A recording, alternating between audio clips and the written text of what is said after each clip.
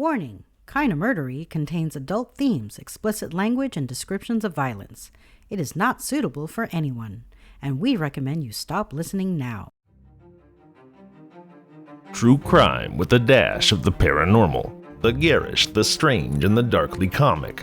I'm Zevin Odelberg, and you've found your way to Kinda Murdery, a place that means more than just murder. It's my very own pocket dimension, home to a curated collection of bizarre and compelling stories, from decades past to the present day, from the Wild West to the deepest rabbit holes of the World Wide Web, the magical, the mystical, and the monstrous. I cover it all, just so long as it's Kinda Murdery.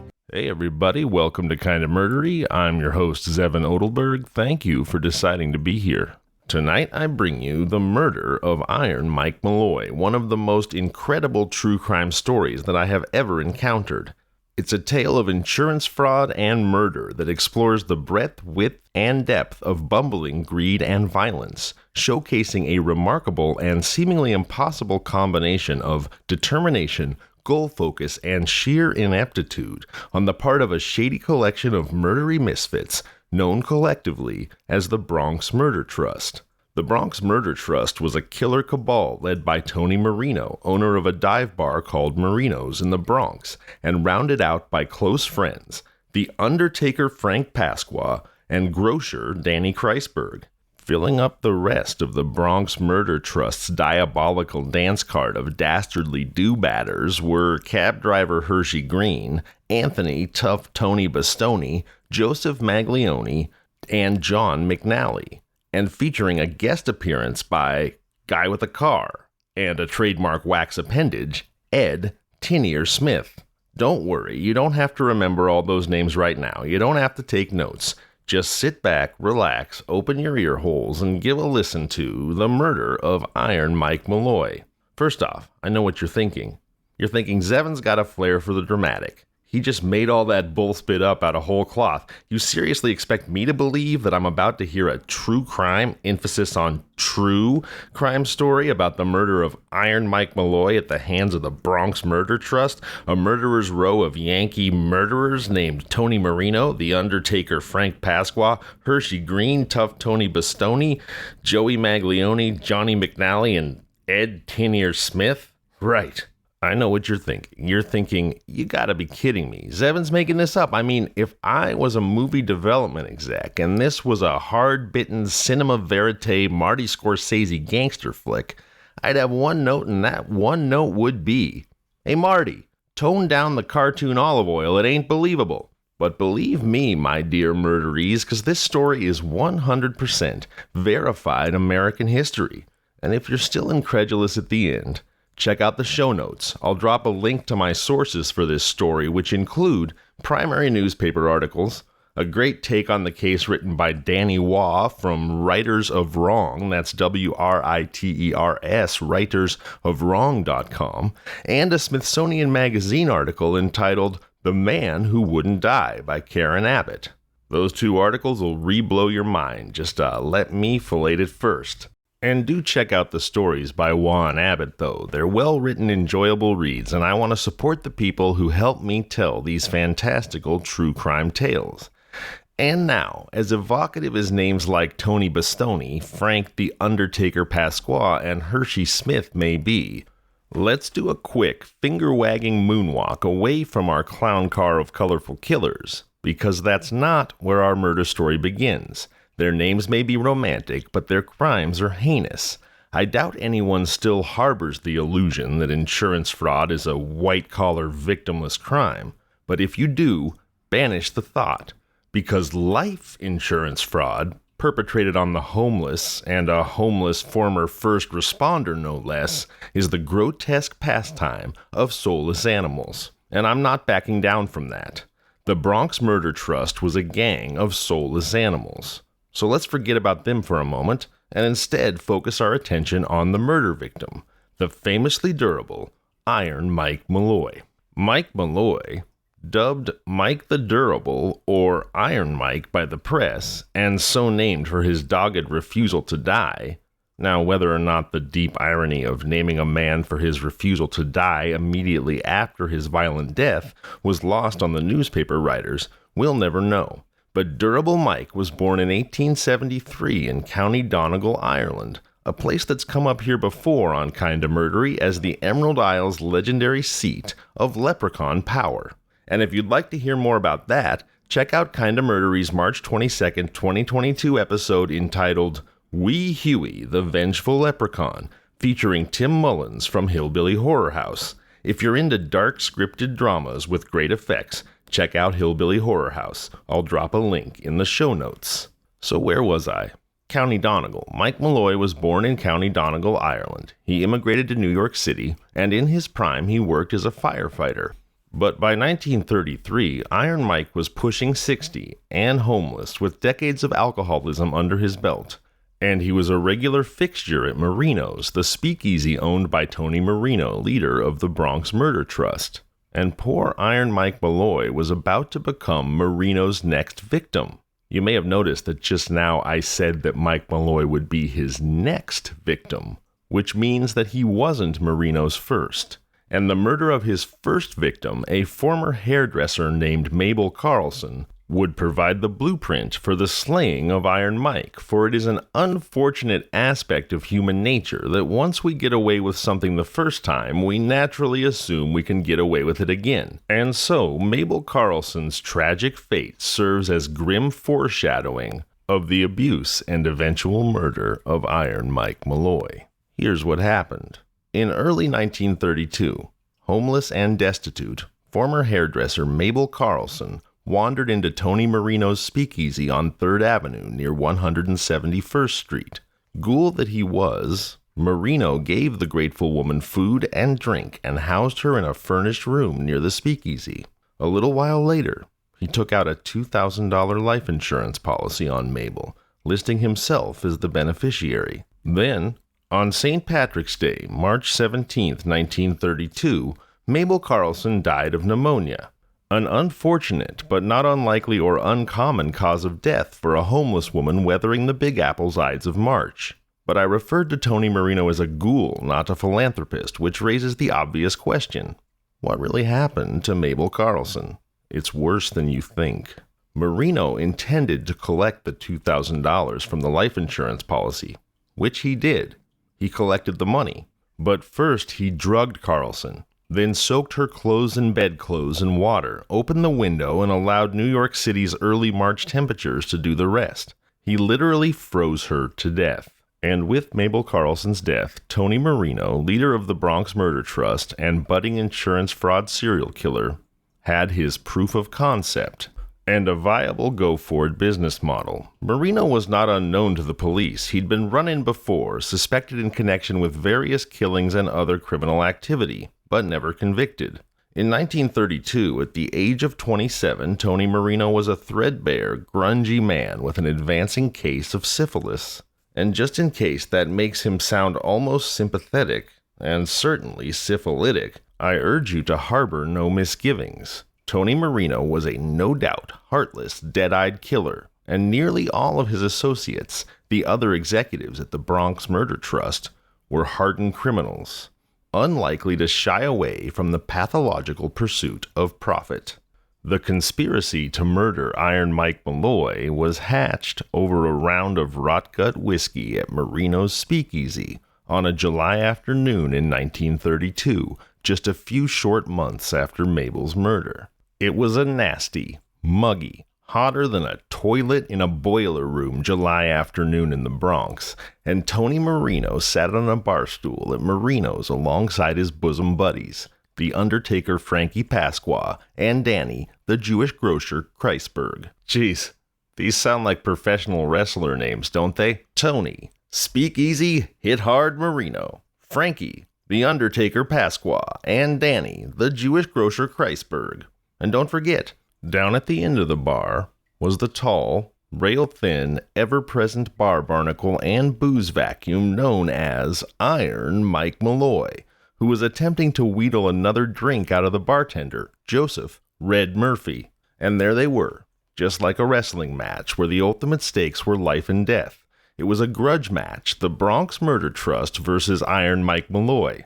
Marino found himself glowering at Malloy. Every goddamn morning, he thought. The old man showed up blearily and cheerily requested, "Another mornin's mornin' if you don't mind," in his muddled brogue. Hours later, Malloy would be passed out on the floor. For a while, Marino had let Malloy drink on credit, but he no longer paid his tabs. The insurance money from Mabel's murder got spent quick on back rent, more booze for the bar, and not a small portion on Marino's own entertainment. But god damn it, he thought, a man of business deserves every once in a while to be a man of leisure. Marino was drowning in credit extended to his low-life clientele, especially Mike Malloy, who seemed to have 2 hollow legs, 3 livers, and not one fucking nickel to pay for the rivers of hooch he guzzled down every goddamn day. Marino's glower blazed up into an apoplectic stare, his eyes shooting fire at Malloy. He was pissed off. No, that's wrong. He was goddamn furious. He swore again, adding a few more colors and layers to his repetitive blasphemy. Tony wiped the sweat off the back of his neck with a bar towel and poured a round of drinks for Undertaker Frank, grocer Danny Kreisberg, and himself. "Boys," he said conspiratorially, still eyeing that bum Mike Malloy with nothing short of pure uncut hatred. "Boys," he said, "business is bad." Kreisberg and Pasqua followed Marino's gaze to Mike Malloy. There he was, leaning on the bar, hoisting yet another shot of whiskey to his stubble-covered slack jaw. Nobody knew much about Mike Malloy, least of all Malloy himself. He had no family, no friends, and he certainly had no fucking money. It was the 24-year-old Undertaker, Pasqua, who suggested it first. Frankie Pasqua, the Undertaker, no, the Mortician, was the only one of Tony Marino's associates with even the slightest sheen of respectability. Or maybe that was just the sheen of flop sweat, but anyway, the point is, if you expect people to let you bury or even just burn their loved ones to ash, you can't come off as a destitute creeper. So Frank Pasqua made sure that his shoes were shined and his suit was at least a little less threadbare than Tony's. Yep. It was respectable businessman and mortician Frankie Pasqua who suggested it first, eyeing Iron Mike with only slightly less distaste than Tony had. Mike, whose whiskers were wet with whiskey that dribbled from the salt and pepper stubble on his chin. It was Frankie Pasqua who suggested it. "Hey," he said, "why don't you just take out an insurance policy on Malloy? I can handle the rest." Marino nodded and motioned to Malloy. "He looks all in. He ain't got much longer to go anyhow. The stuff's getting to him. It ought to be easy to let the old man drink himself to death." Marino and Pasqua glanced over at Daniel Kreisberg. The 29-year-old grocer and father of 3 would later say that he participated for the sake of his family. Kreisberg nodded his agreement, and the gang set into motion a macabre chain of events that would earn Michael Malloy cult immortality by proving him to be nearly immortal, until at last, of course, he proved to be entirely, tragically, mortal. Pasqua offered to do the legwork, paying an unnamed acquaintance to accompany him to meetings with insurance agents. This acquaintance called himself Nicholas Malloy and gave his occupation as florist, a detail that one of Pasqua's colleagues in the funeral business was willing to verify. It took Pasqua 5 months and a connection with an unscrupulous agent to secure 3 policies, all offering double indemnity on Nicholas Mallory's life. 2 with Prudential Life Insurance Company and 1 with Metropolitan Life Insurance Company. Now, double indemnity, in case you aren't familiar, is a clause through which a life insurance policy pays out double if the insured dies as the result of an accident. Frankly, I'm surprised this device even exists, since it seems like an invitation to murder. And indeed, in this case, it was. The Undertaker Frankie Pasqua gave Joseph Red Murphy, the bartender at Marino's, a role to play in the conspiracy. It would be his job to identify the soon-to-be-deceased Mike Malloy as Nicholas Malloy and claimed to be his next of kin and beneficiary. If all went as planned, Pasqua and his cohorts would split $3,576, about $54,000 in today's money. It would be a plum payday and easily collected just as soon as Mike Malloy died as uneventfully and anonymously as he had lived. The key, of course, being that Iron Mike Malloy had to actually die in order for the Bronx Murder Trust to collect, and nobody, and I mean nobody, would ever call Iron Mike a cheap date because he absolutely refused to go down easy. Just how tough was he? Well, you're about to find out. The insurance murder plan was born in the sweltering heat of July 1932, and 5 months later, in the latter part of a bitter cold December, the insurance policies had been secured, and the Bronx Murder Trust was finally ready to cut the red ribbon on their homicidal plan. It was not soft-heartedness, but rather common sense that dictated the Bronx Murder Trust's initial strategy for ending Mike Malloy's life. The man was an inveterate, reckless, and enthusiastic drinker whose body was no doubt already on the brink of death by alcohol poisoning. And so they reasoned, simply allowing Mike to drink himself to death would be the quickest, least suspicious, and most enjoyable means to hasten Malloy's sojourn to a pauper's grave, and thereby secure the insurance payments they anticipated. Not that a pleasant demise for Malloy was high on the list of the murder trust's motivation, but even stone-hearted killers can be kind if that kindness appears to be the most efficient means to an end. And so, Marino made Mike Malloy an offer he couldn't refuse. "Listen, Mike," Marino said, clapping the drunk on his unsteady shoulder in a feigned show of camaraderie. "I'm sure you know this, but the bar business is a tough one, and I'm afraid that these days Marino's here isn't keeping up with the competition. Now I know, hell, everyone knows that loyal customers like you are the key to success, and I want to keep you happy. So here's what I'm going to do. I'm going to loosen the rules for you.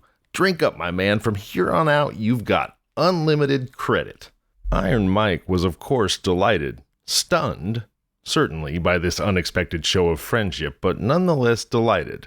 It had been decades since he'd been in a position to look a gift horse in the mouth anyway, so Mike harbored no doubts and asked no questions, but instead went straight to tipping him back with almost superhuman gusto. For Marino's part, he and the rest of the Bronx Murder Trust reasoned that a degenerate booze-hound like Mike Malloy, with his impressive resume of alcoholic experience, would, if given free rein and unlimited access to whiskey, drink himself to death in short order. Oh, how wrong they were. For 3 days and 3 nights, Malloy consumed a bottomless ocean of cheap corn liquor, pausing only long enough to pass out and then jerk awake and continue drinking. Eventually, when the bar closed, he would stumble into the street, only to return when Marino's opened and resume his favorite sport, whiskey consumption. A sport at which the world had never seen a more talented, experienced, expert, or professional athlete. Marino tipped so many bottles pouring shots for Iron Mike that his elbow got sore. He flinched in pain at the sharp twinge of oncoming tendinitis. Marino was forced to acknowledge that allowing Iron Mike to drink himself to death on bar credit was proving not only to be ineffective but prohibitively expensive. It was clear that he would have to do something to hasten Malloy's expiration, lest the dedicated Irishman drink him out of a business and straight into the breadline. By this time, word of Marino's scheme had filtered into the local underworld, and 2 petty crooks, John McNally and Eddie Tin Ear Smith, called that because of his wax ear, arrived at the speakeasy to watch the Iron Mike murder show. Also present was Anthony Tough Tony Bastoni, a member of the vicious Dutch Schultz gang, and Tough Tony's sidekick, Joey Maglione. Tough Tony wasn't just there to spectate. As a mobster will do, he had muscled his way in on Marino's action, requiring a payout for himself and his buddy from the eventual insurance money. And Marino, without the backing of a violent cartel like the Dutch Schultz gang, was in no position to refuse him. Like everyone else at the bar, Tough Tony Bastoni was looking forward to his sure-thing easy money payday, and now Having observed Iron Mike enjoy himself thoroughly for 3+ days straight, Tough Tony was at the end of his patience. When Mike Malloy staggered outside for a piss or a puke or who the hell knows, Tough Tony vented his frustration to Marino. "I ain't got time for this. Let's just shoot the rummy bastard in the street." While Marino agreed with the first half of that sentiment, he was alarmed by the second, and recognized that he would have to find some way to accelerate the process before he went broke, or Tough Tony Bastoni took matters into his own hands. The bartender, Red Murphy, sensed that his boss was running short on inspiration, and observing the steam whistling out of Tough Tony's ears like a tea kettle, Red knew it would be in everyone's best interests if cooler heads prevailed. He was a bartender, which in the Prohibition years meant he was also something of a moonshiner and bathtub gin chemist. As such, Murphy was intimately familiar with all the lethal poisons floating around the country's speakeasies. In particular, the deadly, blinding, toxic byproduct of bathtub gin or shoddy distilling, wood alcohol, known by its chemical name as methanol. Methanol is a highly toxic chemical substance often found in such industrial compounds as paint thinner and automobile antifreeze. Consuming just 10 milliliters of methanol was enough to induce blindness in humans. 2 to 8 ounces was enough to kill a grown adult. Murphy suggested to the group that they accelerate their timeline by feeding Iron Mike wood alcohol cocktails. Marino loved the idea. Even the normally staid Dan Kreisberg broke into a grin and said, "Yeah, feed him wood alcohol cocktails and see what happens." The next afternoon, Murphy procured several 10-cent cans of wood alcohol from a nearby paint store. He then spent the next hour or so transferring the poison to innocuous-looking liquor bottles. That evening, Mike Malloy arrived for his usual gargantuan ration of booze. Murphy gave him a few pops of Marino's standard rot gut to get him feeling good. He then announced to Mike that they had some new stuff that had just come in today, and would he like to try it? As the plotters anxiously watched, Malloy downed a shot of booze laced with wood alcohol. To their amazement, he commented that it was quite smooth, and could he have another? Red poured him another, and another. Malloy kept drinking shots of whiskey mixed with wood alcohol and showed no signs of discomfort other than the usual symptoms of drunkenness. In the coming nights, Murphy and Marino took to lacing Malloy's drink with stronger and stronger doses of wood alcohol, finally throwing caution to the wind when they served him straight wood alcohol. Seemingly oblivious to the noxious odor and taste, Malloy guzzled this poison night after night as the Murder Trust looked on in utter disbelief, probably wondering just what the hell Malloy had been drinking all his life. After a full week's diet of raw wood alcohol, Malloy suddenly collapsed to the floor of the virtually empty speakeasy one night. The crew fell silent.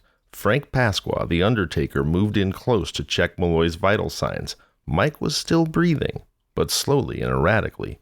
The boys eagerly watched for his chest to stop moving. Finally, Malloy let out a long, seemingly final ragged exhale, and then began snoring loudly. He woke up early the next morning to greet Murphy with his usual refrain. "Give me some of that old regular, Murph. There's a good lad." Now, I imagine that you, like the Bronx Murder Trust, are probably wondering how the heck Iron Mike could drink shot after shot of pure wood alcohol with no apparent ill effects. First of all, let me say that Kinda Murdery is neither a chemistry nor a medical advice show, so please, for the love of Pete, do not test the veracity of this statement. Assume that if you drink wood alcohol under any circumstances, you will at the very least go blind and probably die. As a matter of fact, wood alcohol poisoning was rampant during Prohibition, which began in 1920. Well, by 1929, there were more than 50,000 people in the U.S. who had died from drinking wood alcohol. And that's from drinking wood alcohol-tainted beverages. Iron Mike Malloy was downing shot after shot of straight wood alcohol. So how did Durable Mike get away with it? Well, here's what my research suggests. Red Murphy's amateur chemist chops notwithstanding, what the Bronx Murder Trust didn't know is that ethanol, the alcohol we drink, chemically interacts with methanol, the wood alcohol that blinds and kills us, and ethanol in sufficient quantities limits and can even neutralize the most egregious toxic effects of consuming methanol: blindness and death. In other words, after decades of degenerate boozing, Iron Mike Malloy's organs were so thoroughly pickled in ethanol as to make him immune to methanol's deadly side effects. As Wesley from The Princess Bride might have explained, I spent the last few years building up an immunity to iocane powder. Even without chemical knowledge, common observation forced the gang to conclude that wood alcohol would not be Iron Mike's undoing. Red Murphy was struck with sudden inspiration. He remembered seeing a man die of acute gastrointestinal distress after consuming alcohol and raw oysters in combination, and so he bought raw oysters, soaked them in booze, and offered them to Malloy on the house. Malloy, thrilled by his continuing and apparently improving good fortune, consumed the oysters with great relish and gratitude, but no apparent ill effects. And much to Murphy's frustration, he went straight back to drinking. The bartender concluded that he would have to ramp up his attempts to poison Mike even further. He let several cans of sardines rot for days in the sun, and then served Malloy sardine sandwiches again on the house. But these sandwiches were also tainted with ground-up tin can and broken glass. Murphy reasoned that the sharp bits of metal would lodge in Malloy's gut and surely kill him. But Iron Mike loved the grub, munching on it gratefully, asking for more, and even going so far in his effusive praise to suggest that with their knowledge of good food, Marino and Red Murphy ought to open up a restaurant.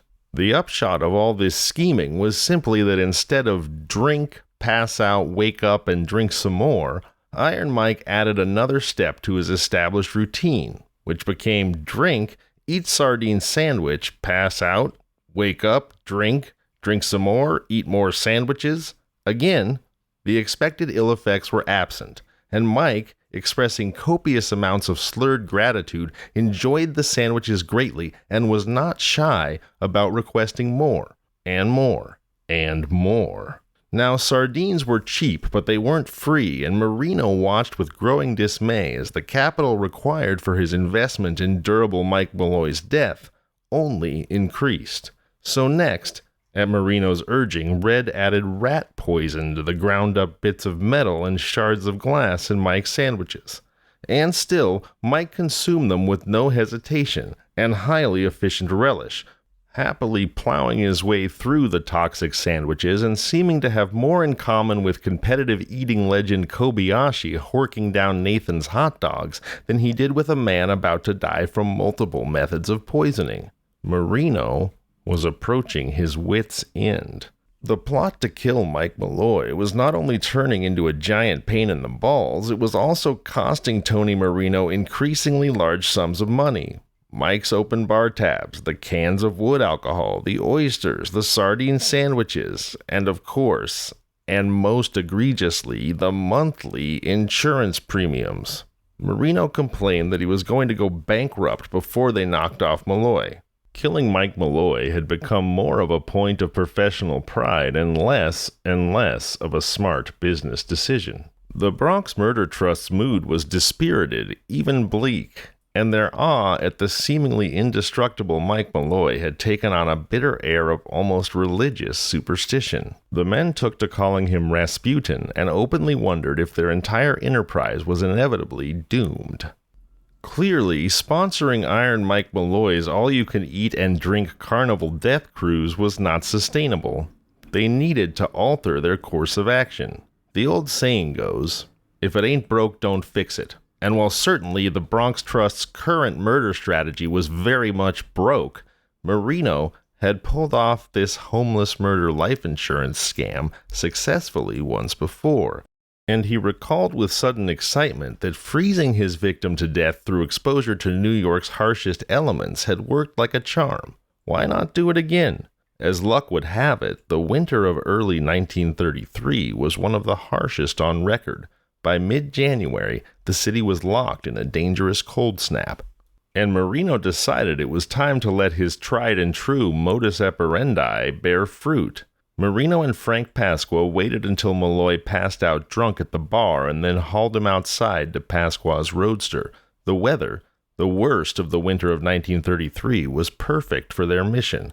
An intense blizzard was in progress, and a demonic wind straight from the bowels of hell blew in from the northwest. The temperature was bone-chilling, -14 degrees Fahrenheit. The two conspirators drove in silence to Crotona Park, a few blocks to the east. Once they were there, they dragged the unconscious Malloy into the snowy park. This task was not as easy as it sounded. Neither Marino nor Pasqua were great physical specimens, and Malloy was not a small man. In addition to Mike's dead weight, they were also lugging a 5-gallon jug of water. Before long, their cumbersome stroll had both men panting and popping sweat despite the Arctic-like weather conditions. After laying Malloy on a suitable park bench, they stripped off his shirt and doused his head and bare torso with the contents of the water jug. Through it all, Malloy never stirred.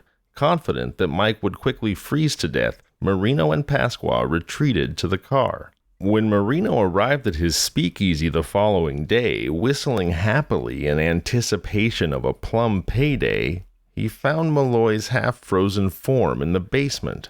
Somehow Malloy had trekked the half-mile back and persuaded Murphy to let him in. When he came to, he complained of a wee chill, and as morning broke, Durable Mike parked his bony butt on a bar stool and happily awaited his daily ration of wood alcohol and doubly poisoned, spoiled sardine sandwiches. February was rapidly approaching, and with it another round of insurance premium payments. The Brooklyn Murder Trust was desperate, and they resorted to declaring open war on the seemingly indestructible person of Iron Mike Malloy. The friendly days of tainted oysters, broken glass sandwiches, free wood alcohol, and midnight exposure to -14 winter nights were a thing of the past. It was time to take a more direct approach. Suspicious insurance agents be damned. One of the gang, John McNally, wanted to run Malloy over with a car. Tinier Smith was skeptical, but Marino, Pasqua, Murphy, and Kreisberg were intrigued. Tough Tony Bastoni's sidekick, Joe Maglione, offered the services of his friend, Hershey Green. On the surface, Hershey was a harmless cab driver. In reality, Harry Green was a heartless sociopath who was eager to try out murder for the first time. For a $150 cut of the insurance money, Green was willing to run Mike Malloy down in the street with his cab. It seemed that deliverance was finally at hand for the Murder Trust. They all piled into Green's cab, a drunken Malloy strewn across their feet. Green drove a few blocks and stopped. Bastoni and Murphy dragged Malloy down the road, holding him up crucifixion style by his outstretched arms. Green gunned the engine. Everyone braced. From the corner of his eye, Maglione saw a quick flash of light. "Stop!" he yelled. The cab lurched to a halt. But it turns out it was just a woman in a nearby apartment turning on her light, and so Hershey readied himself for another go at running down Iron Mike Malloy. Green reversed his hack the requisite 2 blocks for another try. Once Malloy was propped upright in the street, the cabbie floored his accelerator. The weaving drunk rapidly swelled in the windshield, looking to the plotters like some crazy camera trick at the picture show. Just at the moment of truth, the completely oblivious Malloy blundered out of the path of the speeding taxi, which rocketed past him with inches to spare. Tony Marino and his pals literally howled with frustration. They say God takes care of fools and drunkards. Malloy may have been both, but he was certainly Exhibit A, proving without question the truth of that statement. Harry Green was angrily muttering curses under his breath as he backed his cab up yet another time. Bastoni and Murphy, who were bickering incessantly by this point, once again stood up poor old Mike Malloy in the middle of the street to await his miserable fate. This time, Bastoni and Murphy held up Malloy until the last possible second. Green was traveling between 45 and 50 miles an hour when his cab struck the drunken man head on. Malloy briefly flung up on the hood before disappearing from view. The plotters felt 2 pronounced thuds as the cab rolled over the body. The cab came to a stop. Just to make sure Malloy was dead, Green threw his hack in reverse and shot backwards directly over Malloy's unmoving form, which was spun sideways by the force of the impact. However, The headlights of an approaching vehicle scared off the boys before they could confirm their success. It fell to Joseph Red Murphy, the bartender, who had been cast as Nicholas Mallory's brother, to call morgues and hospitals in an attempt to locate his missing sibling. No one had any information, nor were there any reports of a fatal accident in the newspapers. At this point, Tony Marino was deep in a hole from the cost of paying insurance premiums and feeding Iron Mike's endless alcoholic appetite. He was already grappling with having to split his eventual payday 9 ways. And now that God-forsaken freeloading bum Mike Malloy had gone and disappeared on them. If they didn't find him, there would not even be a payment to split too many ways, and Tony Marino would be well and truly screwed. Sometime during the 5 days that followed the attempted vehicular homicide courtesy of Hershey Green's cab, Tony Marino's reason fully broke loose from its moorings. He sat at his bar, feverishly planning to Shanghai and kill another anonymous derelict. Any fucking anonymous derelict would do. Why'd they have to off the unkillable Mike Malloy to collect? The answer was, they didn't. They could kill any random hobo and pass him off as Nicholas Mallory. Hell, Mike Malloy wasn't really Nicholas Mallory either. Bastoni and the others agreed. With Malloy gone to who knows where, they needed someone to fill in. The boys decided to search the speakeasies and dive bars across the river in Harlem where no one would recognize them. Joseph Patrick Murray was a 31-year-old unemployed plasterer's assistant when, on the night of February 6, 1933, he unknowingly wandered into the violent, insane universe of the Murder Trust. Like Mike Malloy, he was a heavy drinker. It was his misfortune that he bore an astonishing physical resemblance to the durable barfly whom he had never and would never meet. Murray was approached outside a 128th Street speakeasy by a gentleman later identified as Tough Tony Bastoni, who offered him a job. With a little urging, the tipsy Murray was coaxed into Harry Green's cab. Despite the crowd of hungry-eyed men inside, Murray leaned back and drank heavily from the whiskey bottle they offered. Amazingly, they spotted fellow trustee John McNally on the sidewalk and flagged him down. By this time, the Murder Trust wasn't wasting any more time on niceties. Once they arrived back at Marino's bar, they offered Murray a Malloy-esque line of unlimited credit. The Murder Trusters certainly didn't care. They merely wanted Murray drunk enough so that he could be run over with ease. Within an hour or so, Murray obliged them by passing out cold at the bar. Tony Marino, perhaps sensing an end to this ordeal, let out a ghoulish chuckle. Gee, he's almost a double for Malloy. The hapless Murray was then shoved into the floor of Harry Green's cab. As they set out for Trinity Avenue to do the job, the Murder Trust was dismayed to see that there was far too much vehicle and pedestrian traffic to hit their target. Since it was still too early in the evening, the boys retreated to Marino's speakeasy, where the unconscious Joe Murray was dropped on the grimy floor like a sack of potatoes, while they waited for the hours to pass until killing time. By midnight, they set out again.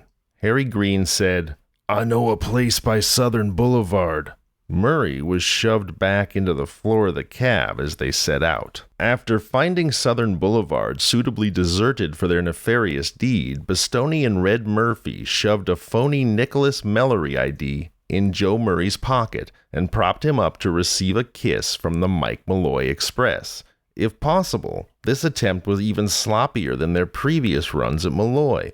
Harry Green was going a mere 30 miles an hour when he hit Murray's staggering frame.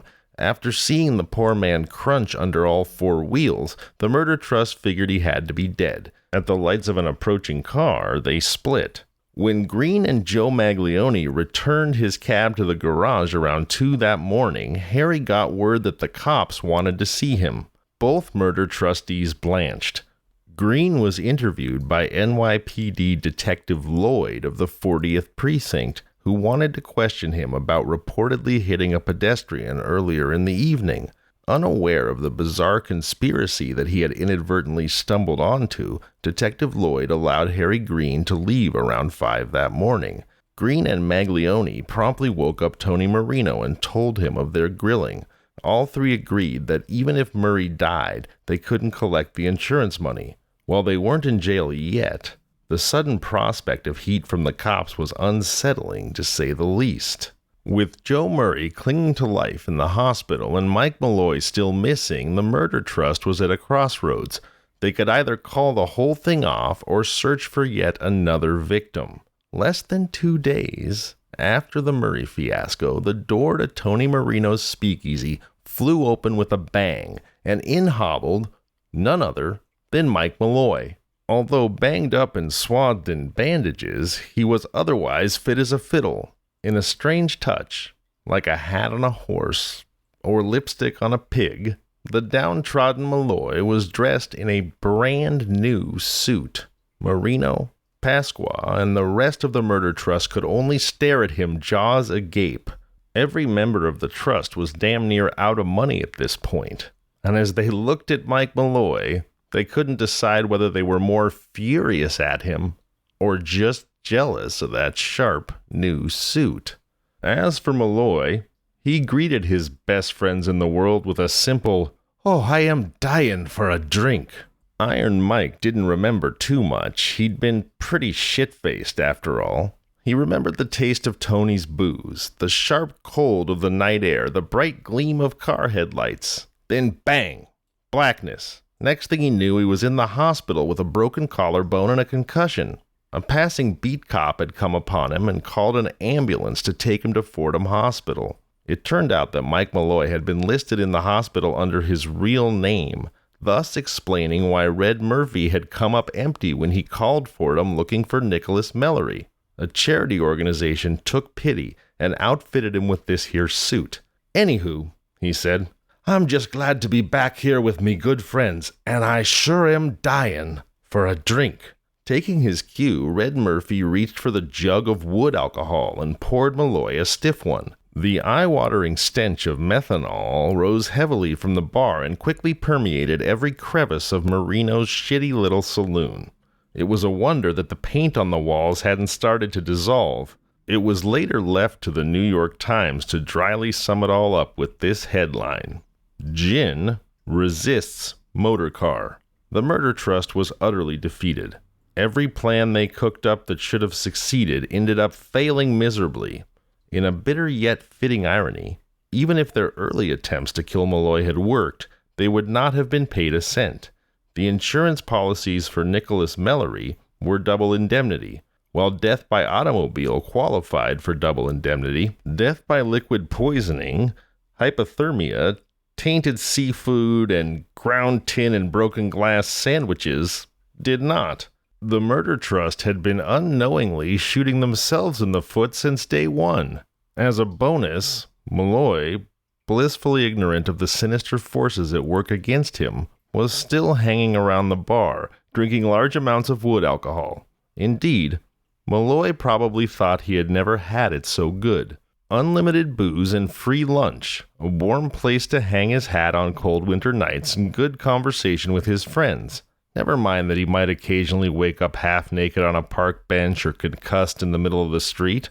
Mike Malloy had finally found a place where he felt at home. It was the very definition of insanity. By mid-February, both Tony Marino and Frank Pasqua were teetering on the edge of a nervous breakdown, that point of dementia where they began to believe that Mike Malloy could not be killed under any circumstances. A small fortune was so close they could taste it. Only one apparently indestructible man stood between them and their money. Finally, they decided that tough Tony Bastoni had been right all along. Only straight-up murder would work. Late in the afternoon of February 22nd, 1933, all appeared to be normal in Tony Marino's speakeasy. Red Murphy stood behind the bar helping himself to the inventory, while Marino sat at a nearby table glancing indifferently over a newspaper. Tough Tony Bastoni and another man named James Salone were drinking at the bar, as was charter murder trustee Dan Kreisberg. Per usual, Mike Malloy sat at the bar nursing a drink. For a change of pace, Malloy was drinking regular whiskey. The small saloon was blessedly free of the overpowering stink of wood alcohol. In a surprise move around supper time, Bastoni challenged Malloy to a drinking contest. Already quite sloshed, Mike eagerly accepted. Glasses of whiskey were poured. Soon after starting, Tough Tony gave Red Murphy a menacing look. The bartender knew what that look meant and deftly switched out Malloy's whiskey for wood alcohol. Bastoni and Malloy slugged it out for about 20 minutes. Kreisberg later estimated that Malloy drank nearly 2 quarts of wood alcohol in that brief period. As strong as he was, a survivor of so much violent incompetence over the last 2 months, Mike had finally reached his limit. Malloy swayed at the bar, clutching the rail as his cast-iron constitution struggled against the surfeit of methanol now coursing through his system.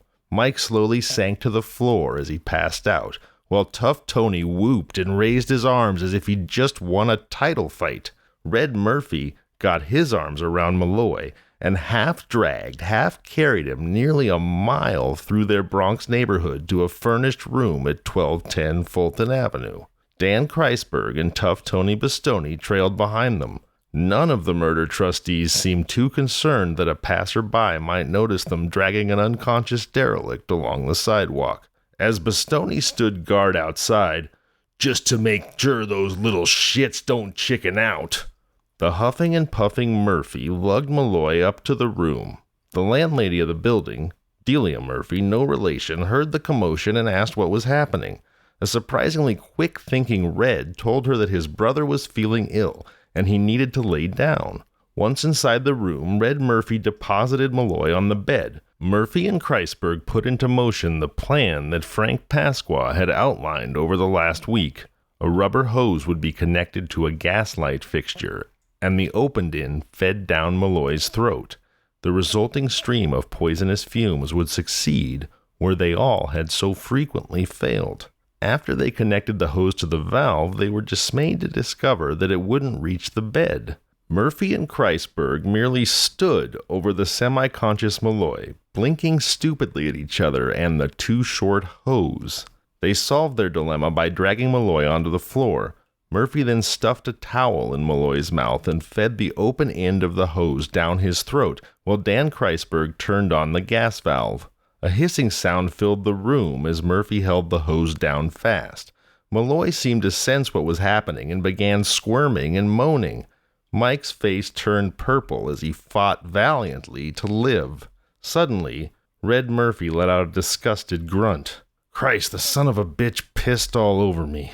Seemingly in response, Malloy stopped struggling and breathing. The moment they had all been so desperately seeking was at hand.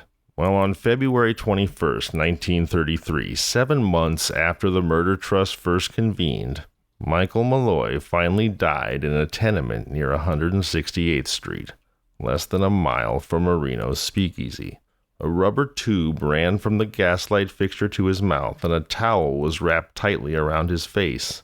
Dr. Frank Manzella, a friend of Pasqua's, filed a phony death certificate citing pneumonia as the cause.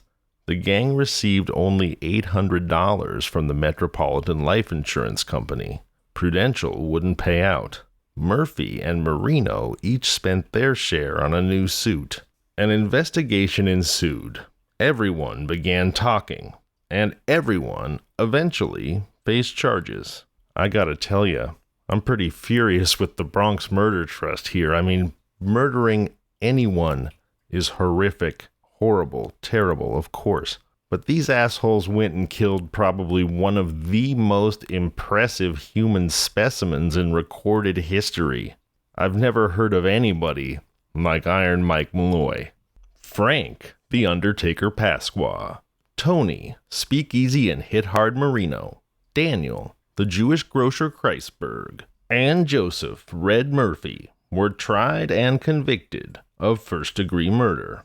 As for Tough Tony Bastoni, his buddy Joe Maglione shot him to death in a dispute over their share of the insurance money. Pasqua, Marino, Kreisberg, and Murphy tried to pin their crimes on the dead Bastoni, but as I mentioned, it did not work. They were tried and convicted and sent to Sing Sing. Perhaps, one reporter mused, the grinning ghost of Mike Malloy was present in the Bronx County Courthouse. The charter members of the Murder Trust were sent to the electric chair at Sing Sing, which killed them all on the very first try.